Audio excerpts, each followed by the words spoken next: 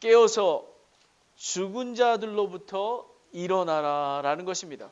지난주 설교는요, 하나님의 부흥입니다. 그래서 일어나 빛을 발하라, Arise, shine이었습니다. 그래서 일어나라, 나는 세상의 빛이라 라는 것입니다. 예수님은 세상의 빛입니다. 그리고 복음으로 구원을 받아서 저희가 하나님의 아들이 되었습니다. 그리고 나는 세상의 빛이고, 그리고 주의 말씀은 빛이라 그랬습니다. 우리 성경 말씀이 하나님의 빛인 것입니다. 그리고 이 빛을 따라서 매일매일마다 하나님의 말씀을 묵상하며 기도하며 한 걸음 나아갈 때에 하나님께서 선한 길로 인도해 주실 수 있는 것입니다. 그래서 일어났습니다. 예수님 때문에, 하나님 말씀으로. 그래서 이제 빛을 발하라는 것입니다. 세상은 어둠이었습니다. 그리고 이방인들이 내 빛으로 나오리라 라는 것입니다. 그래서 우리 산타크라라 침례교회를 통해서 이 산타크라라 카운티 실리콘밸리 지역에 이방인들이, 믿지 않는 사람들이 빛으로 나오게 되는 것입니다. 오늘은 깨어서 죽은 자들로부터 일어나라 라는 것입니다. Sleep fast and arise from the dead. 첫 번째, 빛의 자녀로서 걸으라는 것입니다. 빛의 자녀로서. 두 번째, 지혜로운 자로서 걸으라는 것입니다. 우리가 깨어서 죽은 자로부터 일어나는 것은 빛의 자녀로부터 걷는 것입니다. 그것은 주께서 받으실 만한 것이 무엇이든지 입증하고, 그리고 어두운 일에 참여하지 말고, 그리고 그것을 책망하라고 하십니다. 그리고 지혜로운 자로 걸으라는 것은 조심스럽게 걷는 것이고요. 그리고 주의 뜻이 무엇인지 이해하는 것입니다. 우리는 정말 빛의 자녀들이신 것입니다. 고린도후서 5장 7절에 보면 그런즉 누구든지 그리스도 안에 있으면 새로운 창조물이라. 옛 것들은 지나갔으니 보라 모든 것이 새롭게 되었도다 라는 것입니다. 저희들은 빛의 자녀입니다. 아멘. 저희는 어둠 가운데 있지 않습니다.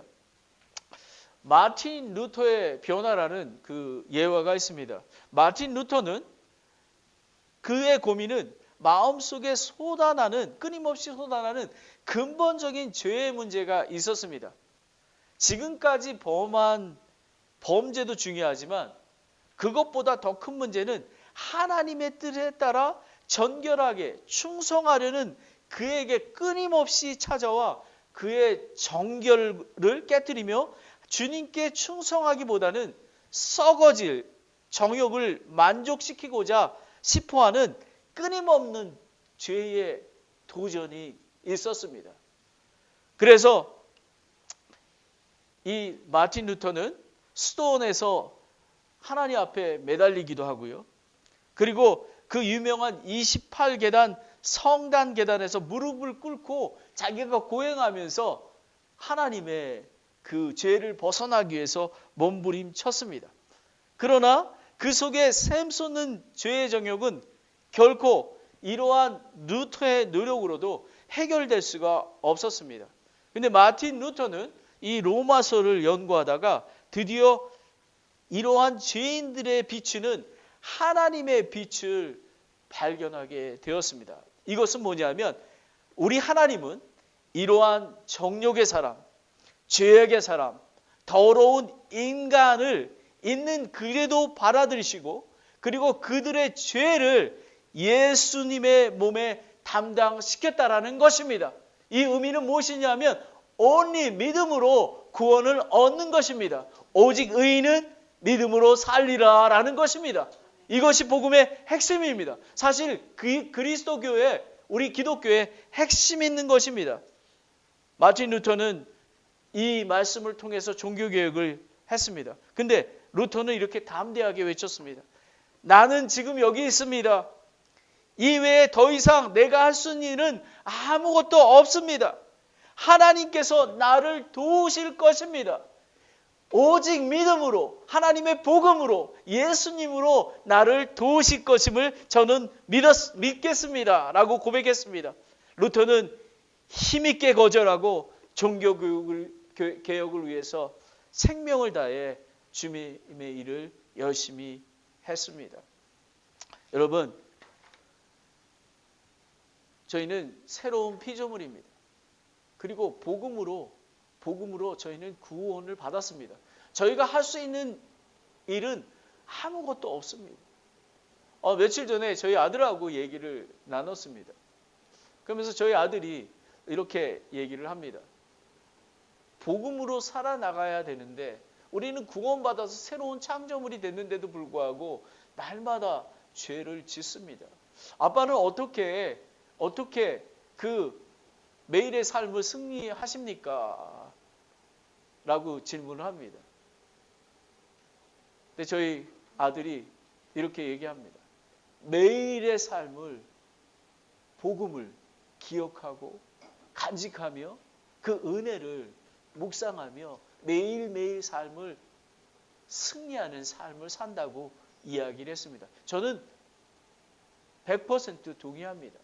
저는 어떤 분이 예수님만 생각하면 매일 눈물이 나온다는 분을 제가 들은 적이 있습니다. 예수님, 그것이 무엇입니까? 하나님의 은혜를 기억하는 것입니다. 복음을 기억하는 것입니다. 그래서 그 복음이 있기에 저희는 첫 번째 빛의 자녀로서 걸어가게 되는 것입니다. 구원받은 그리스도인은 예수님 안에서 빛의 자녀들입니다.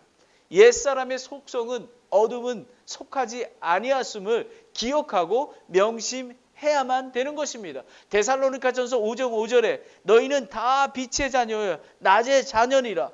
우리는 밤이나 어둠에 속하지 아니하니라는 것입니다. 우리는 빛의 자녀인 것입니다. 그래서 빛의 자녀로 걷기 위해서는 주께서 받으실 만한 것이 무엇인지 입증하라라는 것입니다. 어떻게 사는 삶이 빛의 자녀로 입증하는 삶입니까? 때로는 신앙생활이 교리적이고 종교적이고 매우 추상적입니다. 삶하고 거리가 없습니다. 삶 속에서 빛과 소금의 역할을 감당하는 거하고는 상관없이 주일날 예배드리고 종교적인 행습하는 거로 만족하는 분들이 많이 있습니다. 하지만 그것은 주께서 받으실 만한 입증하는 것이 아닙니다. 여러분이 잘 아는 그 100불짜리, 미국 100불짜리의 그 지폐에 나와 있는 미국 건국의 아버지 벤자민 프랭클린이 있습니다. 그분은 자기가 사는 필라델피아 시민들에게 어떻게 하면 선한 일을 할까 생각을 하고 고민을 했었습니다. 그래서 그는 아름답고 좋은 등 하나를 준비해서 집 앞 선반에 만들고 그 위에 올려놨습니다. 근데 동네 사람들이 이상하게 생각하는 거예요. 왜냐면 왜 저기 지금 등을 저기 바깥에다 안에다 켜놓고 있지? 왜 바깥에 켜놔가지고 왜 저 에너지를 낭비할까라는 것입니다. 그런데 한 주가 지나고 또 한 달이 지나자 사람들은 뭔가 깨닫기 시작했습니다. 집 밖에 등불을 두니까 밤에 지나간 사람들도 넘어지지 않았을 뿐만 아니라 멀리서도 방향을 알 수가 있었습니다. 그래서 이것을 좋아하는 사람들이 한 분, 두 분씩 집 밖에 등불을 두기 시작했습니다. 필라델피아 지역이 환하게 되었습니다. 그래서 이것이 우리 가로등의 시작이라고 이렇게 얘기를 하고 있습니다. 그게 진실인지는 모르겠습니다. 만약 길거리에 가로등이 없었다면 어떻게 되겠습니까? 얼마나 깜깜하고 어둡겠습니까? 세계적으로 가로등이 생기게 된 것은 벤자민 프랑클린이 한 사람이 다른 사람을 위해서 어떻게 하면 하나님의 빛을 발할까, 선한 일을 할까 해서 시작됐던 것입니다.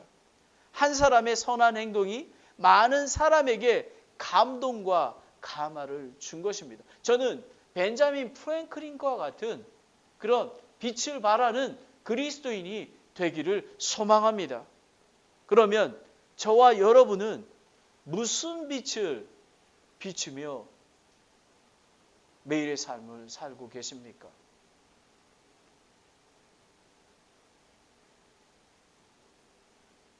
어떠한 선한 빛을 비치며 살고 계십니까?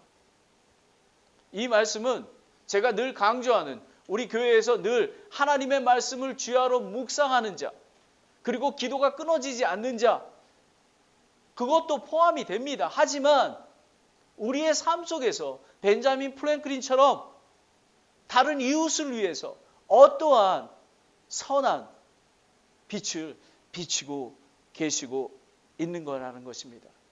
예수님은 세상의 빛으로 오셨습니다. 저희는 복음의 기쁜 소식을 듣고 죄인임을 자백하고 죄악된 길에서 돌이켜 예수님을 구세주로 믿으며 3일 만에 부활하신 것을 믿으면 어둠은 물러가고 빛이신 예수님과 함께 거하며 예수님의 빛을 반사하여 비추게 되었습니다. 더 이상 어둠이 죄악과 함께하지 않습니다. 하나님을 따르면, 예수님을 따르면 생명의 빛을 얻는다고 약속하셨습니다. 요한복음 8장 12절에 그때에 예수님께서 다시 그들에게 말씀하여 이르시되 나는 세상의 빛이니 나를 따르는 자는 어둠 속에 다니지 아니하고 생명의 빛을 얻으리라 하시리라 라는 것입니다. 그러면 예수님을 따르는 자는 누구입니까? 벤자민 프랭클린처럼 매일의 삶 속에서 선한 하나님의 빛을 비추는 그런 자인 것입니다. 거룩하시고 지혜와 전능하신 하나님, 그리스도께서 믿는 자 안에 살아계시기에 그분의 능력으로 저희는 사는 것입니다. 그분이 우리 안에 살아계시기 때문에 그 빛을 비춰야만 하는 것입니다. 자연스럽게 나를 사랑하사 나를 위해 자신을 주신 하나님의 아들의 믿음으로 사는 것입니다. 저희 안에는 마틴 루터처럼 저희 안에는 선한 것이 하나도 없습니다. 자기가 아무리 노력해도 수행을 해도 자기가 빛을 발할 수가 없습니다.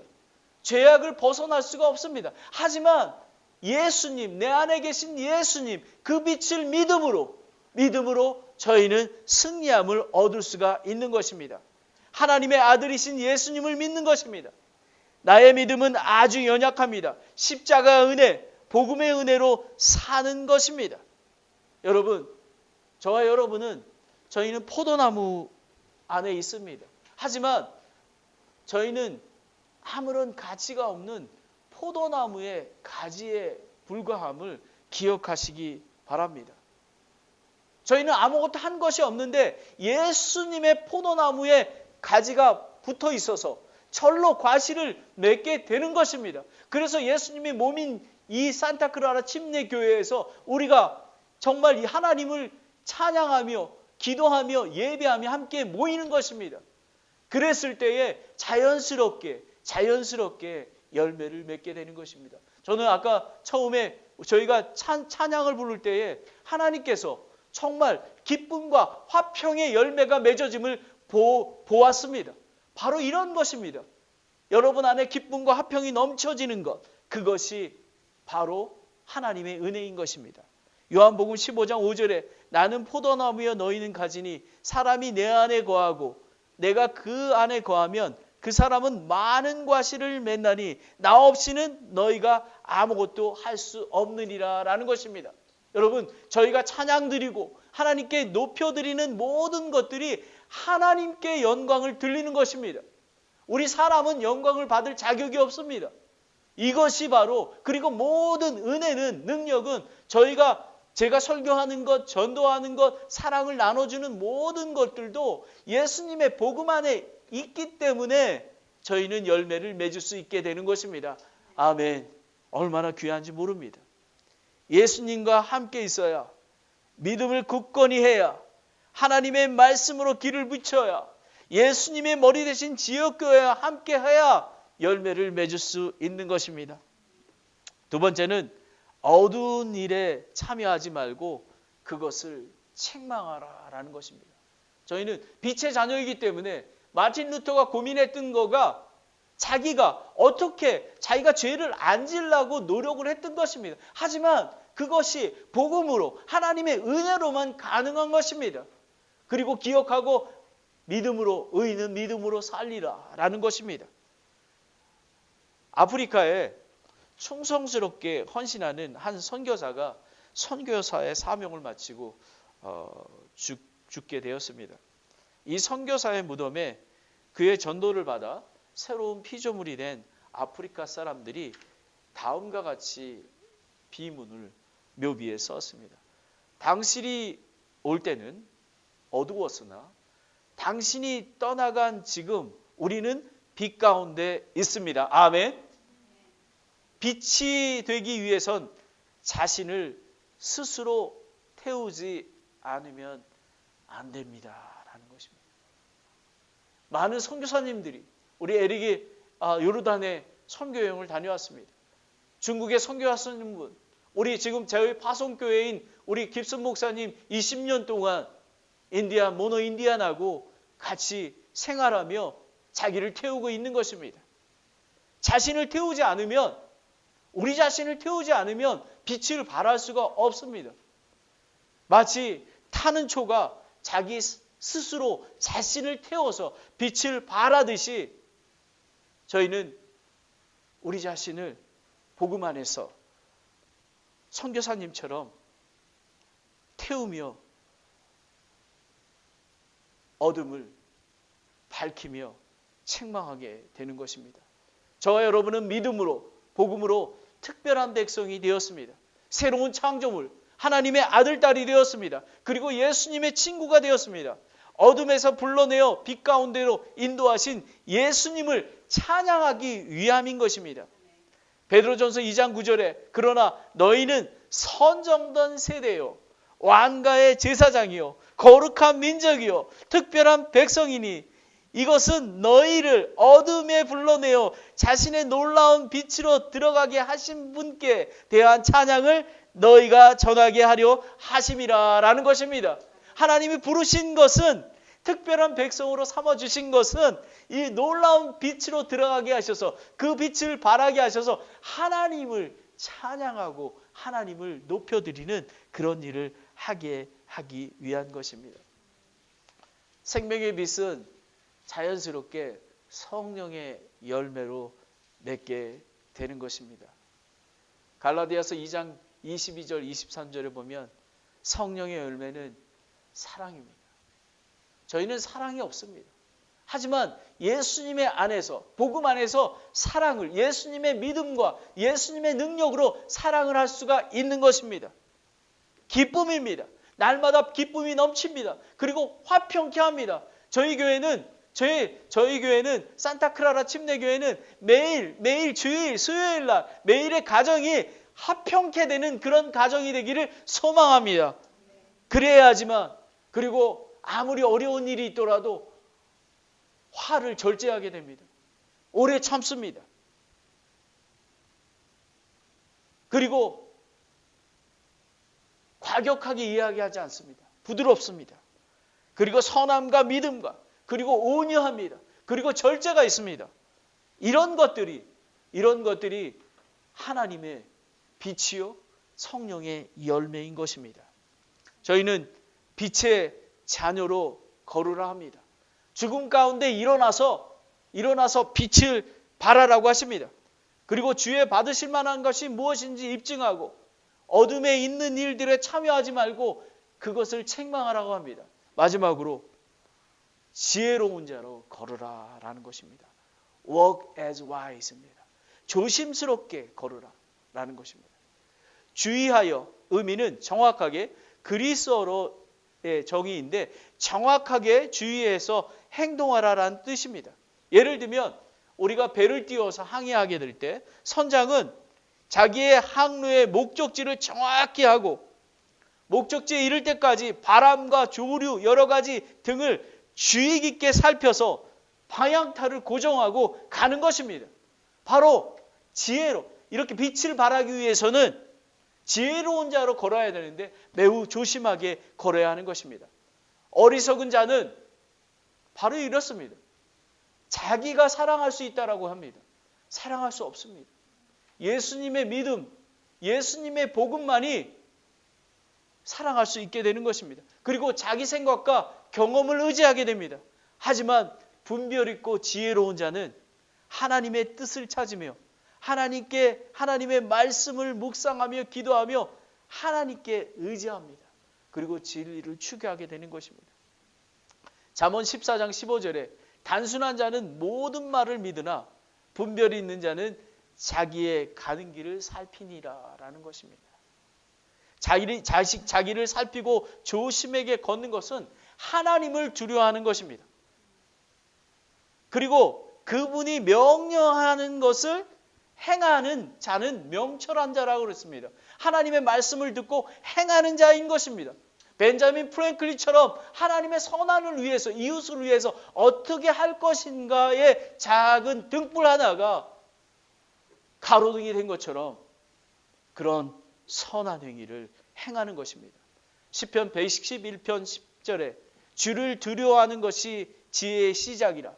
그분의 명령을 행하는 모든 자에게는 좋은 명철이 있나니 그분을 찬양함이 영원토록 지속되리로다. 아멘. 와, 이런 것입니다. 하나님을 두려워하고 경외하는 믿음.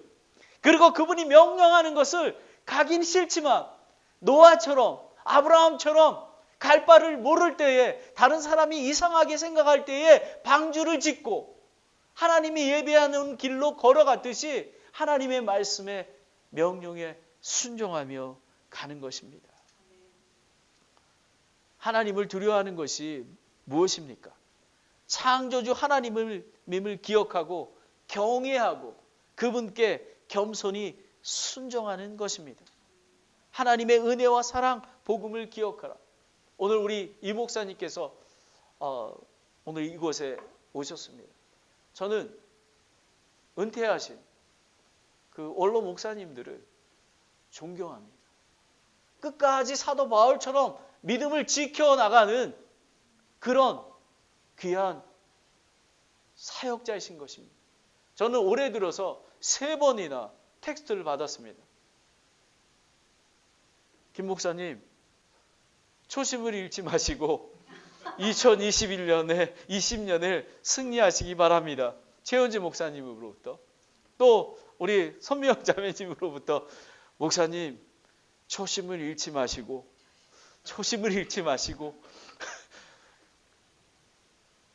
우리 손미영 자매님은 이민 목회가 얼마나 힘든지 압니다. 목사님 초심을 잃지 마시고 이민자들을 사랑으로 섬겨주시기 바랍니다. 끝까지 가는 것입니다. 저는 날마다 기억합니다. 이것을. 그리고 하나님께만 영광을 돌리고, 저희 교회가 100명, 150명 되더라도 하나님을 찬양해야 되는 것입니다. 예수님은 하나님의 아들이신데도 불구하고 낮은 자리, 그리고 종으로 오셨습니다. 그 종은 무엇이냐면 노예입니다. 노예로 오신 것입니다. 저는 기억합니다. 저는 노예입니다. 하나님의 종인 것입니다. 그래서 겸손하게, 하나님을 두려워하는 것은 겸손하게 순종하는 것입니다. 그래서 로마서 11장 20절 22절에 옳도다. 그들은 믿지 아니함으로 이스라엘 백성은 꺾이고 너는 믿음으로 말미암아 서 있느니라. 높은 마음을 품지 말고 도리어 두려워하라. 빛의 자녀들이다. 입증하는 사람들이다. 하지만 두려워하는 마음으로 날마다의 삶을 살아야 하는 것입니다. 하나님께서 본래의 가지들도 아끼지 아니하셨나니 그런즉 그분께서 또한 너를 아끼지 아니하실까 조심하라. 그러므로 하나님의 선하심과 엄하심을 보라. 넘어진 자들에게는 엄하심이 있으나 내가 그분의 선하심에 거하면 너를 향해서는 선하심이니라. 그렇지 않으면 너도 잘려 나가리라 라는 것입니다. 조심스럽게 걸어가야 합니다. 그뿐만 아니라 시간을 아껴야 합니다. 왜냐하면 날이 악하기 때문에 그렇습니다. 시간을 되찾으라. 세월을 아끼라. 모든 인생은 때가 있습니다. 기회를 의미합니다.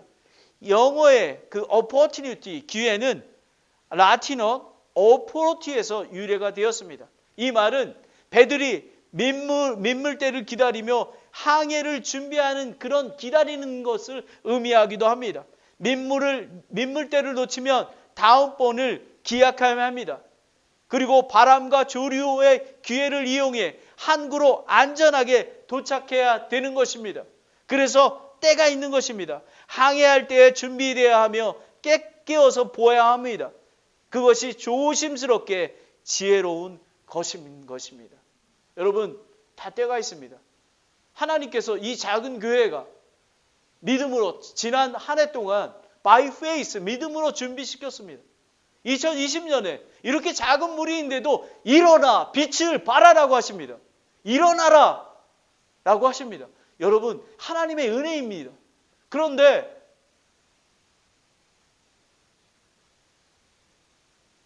여러분이 일어나지 않으면 하나님의 명령이, 하나님의 뜻이 이루어질 수가 없습니다. 목사 한 사람이 매일같이 전도에 나가도 될 수가 없습니다. 온 성도들이 함께 세월을 아끼며 하나님의 복음을 전하며 사랑을 나누며 빛을 발하는 그 벤자민 프랭클린이 한 사람이 선반 위에 바깥에 놓았던 그 빛이 온 사람들이 한 달이 지나고 두 달이 지나고 모든 도시가 빛을 발했던 것처럼 그렇게 빛을 발해야 되는 것입니다. 여러분, 기억하십시오. 지금이 때인 것입니다. 지금이 때인 것입니다. 내일 일을 염려하지 마십시오. 골로새서 4장 5절에 밖에 있는 자들을 향해서는 시간을 되찾으며 지혜롭게 걸어라 라는 것입니다. 웨스버 그 커멘터리에서 보면 이렇게 얘기합니다. 그분의 뜻과는 다른 시간, 에너지, 돈, 재능을 낭비하지 마십시오. 잃어버린 기회는 다시 회복할 수 없습니다. 그들은 영원히 사라지게 되었습니다. 여러분, 하나님께서 저희에게 귀한 기회를 주셨습니다. 일어나 걸어야 합니다. 날이 악하기 때문에 그렇습니다. 왜 그러냐면 깨어있지 않으면 날이 악합니다. 초대교회는 복음 선포의 이유로 그리스도인들과 제자들과 상상할 수 없는 핍박과 박해를 받았습니다. 베드로 사도는 악한 날을 이상하게 여기지 말고 고난에 참여하는 자가 되라고 이야기하고 있습니다. 베드로전서 4장 12절 13절에 사랑하는 자들아 너희를 단련하려고 오는 불같은 시련에 대해서 마치 이상한 일이 너희에게 일어난 것 같이 이상히 여기지 말고 오히려 너희가 그리스도의 고난에 참여하는 자가 되었으므로 기뻐하라라는 것입니다. 이것은 그분의 영광이 드러날 때에 너희가 넘치는 기쁨으로 또한 즐거워하게 하려 함이라라는 것입니다. 여러분, 지금 이 시대는, 이 실리콘밸리는 정말 악한 세대에 살고 있습니다. 그러하기에 더 전도하고 더 선교하며 잃어버린 영혼을 찾아서 그들을 위로하고 복음으로 구원받게 하고 교회에 덧입혀서 침례받게 하고 제자 삶아서 하나님 예수님을 쫓아가게 하는 그런 일을 담당해야만 하는 것입니다. 거룩한 백성으로 준비되어 예수님이 재림하실 날을 기다려야만 하는 것입니다. 데살로니가전서 5장 2절 3절에 주의 날이 밤에 도둑같이 이룰 줄을 너희 자신이 완전히 아느니라. 그들이 평안하다 안전하다 하고 말할 그때에 아이벤 여자에게 해산의 고통이 임한 것 같이 갑작스런 파멸이 그들에게 임하나니 그들이 피하지 못하리라 라는 것입니다. 여러분, 곧 예수님이 오실 것입니다. 하지만 초심을 잃지 말고 열심히 해야만 합니다. 오늘 아침에 미국 교회에서 그 알렌 목사님, 중국 목사님인데 아주 영어도 잘하십니다. 제가 보기에는 자기는 지금 목회를 한 지가 55년이 됐다 그러니까 제가 보기에는 한 80 가까이 되신 분 같습니다. 근데 아주 그냥 쩌렁쩌렁하게 메시지도 너무 제가 은혜를 받았습니다. 여러분, 저희는 예수님 오실 때까지 정말 초심을 잃지 않고 초를 태우듯이 예수님이 저희를 위해 십자가에 돌아가시지 않았습니까? 저희도 마찬가지입니다. 매일의 삶 속에서 고난이 나의 유익이라 고난에 동참하는 자로 주셨습니다. 여러분, 이 동참을 주셨으면 날마다 고난 속에 살아갈 것 같습니까? 아닙니다. 고난 속에 있지만 저녁에 하나님께서 평강을 주시고요. 힘을 주시고 새벽에 일어나서 하나님의 말씀을 읽을 때 독수리 날개쳐 올라가는 그런 힘을 주십니다. 여러분이 이런 것이 하나님의 축복인 것입니다. 예수님 오실 때 예수님, 저는 부족한 자이지만 제가 작은 초지만 제 온 삶을 태웠습니다. 이렇게 고백하는 것입니다. 마지막으로 주의 뜻이 무엇이든지 이해하라라는 것입니다.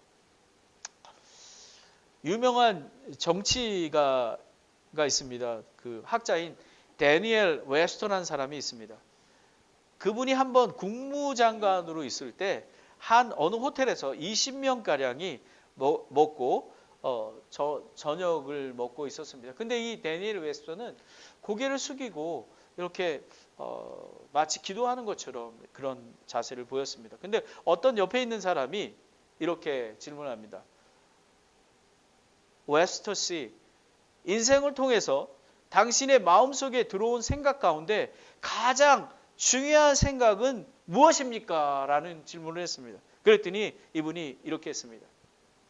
내가 지금 하는 모든 일이 이 다음에 하늘나라에 가서 내가 책임져야 한다는 것입니다. 라고 질문했습니다. 많은 사람들이 엄숙해졌습니다. 이 땅에 살아가지만 예수님 오시면 예수님 앞에서 모든 것들이 회개 보고가 되는 것입니다. 주의 뜻이 무엇인지 저희들은 이 땅에 사는 삶이 우리가 육신을 입고 있는 삶만 있는 것이 아니라 저 하늘나라를 소망하며 살아가기 때문에 우리의 몸을 태울 수가 있는 것입니다.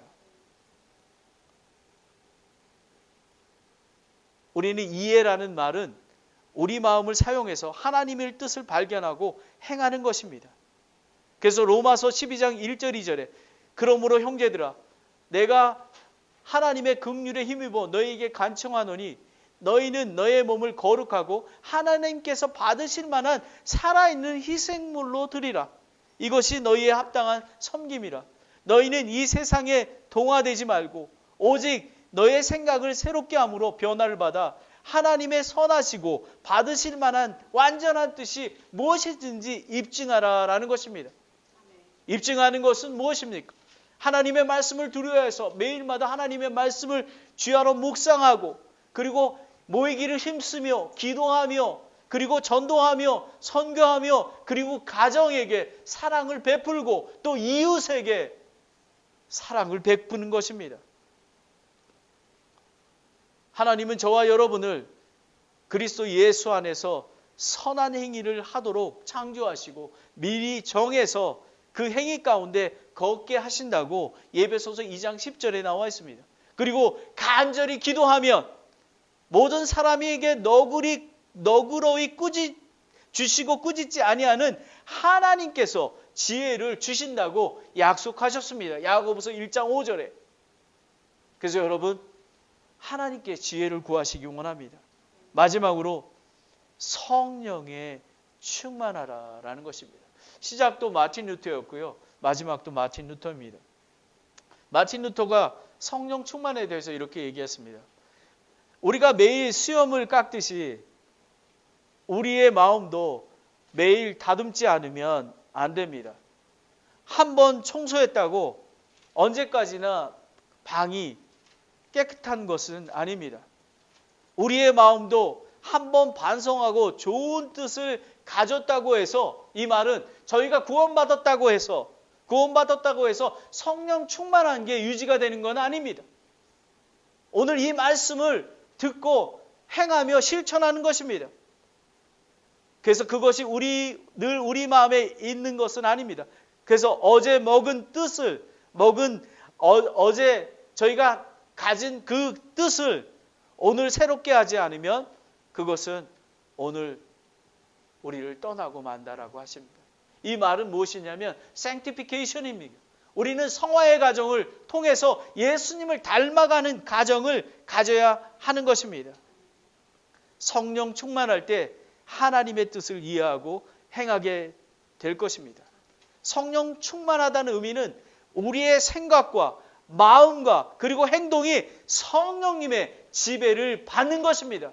그래서 성령의 열매를 맺게 되는 것입니다. 이것입니다. 빛의 자녀로 걸어라. 주께서 받으실 만한 것이 무엇이든지 입증하라. 어둠의 일들에 참여하지 말고 그것을 책망하라. 그리고 지혜로운 자로 걸으라. 조심스럽게 걸으라. 주의 뜻이 무엇이든지 이해하라 라는 것입니다. 여러분, 아주 영국의 메트로폴리탄 교회의 스포천 목사님이 목회하는 교회가 있었습니다. 1866년에 성도님이 4,366명이었습니다. 아마 그 당시 세계에서 제일 큰 교회였습니다. 그런데 이 목사님이 하루는 이렇게 성도들에게 질문했습니다. 살아가는 형제 자매 여러분, 주님을 향해서 가슴이 뜨거운 사람 12명이 있다면 이 런던의 삭막하고 고독한 환경을 기쁨으로 충만한 곳으로 바꿀 수 있습니다. 그러나 4,360여 명이 있을지라도 전부가 다 미지근한 성도라면 아무것도 할 수 없을 것입니다. 라는 것입니다. 여러분은 가슴이 뜨거운, 주님을 향하여 가슴이 뜨거운 12 제자처럼 12명이 되기를 원하십니까? 이것이 오늘 어둠에서 일어나라. 그리고 빛의 자녀로 삶으라. 지혜롭게 하나님의 뜻을 쫓으라 하는 것입니다. 기도하겠습니다.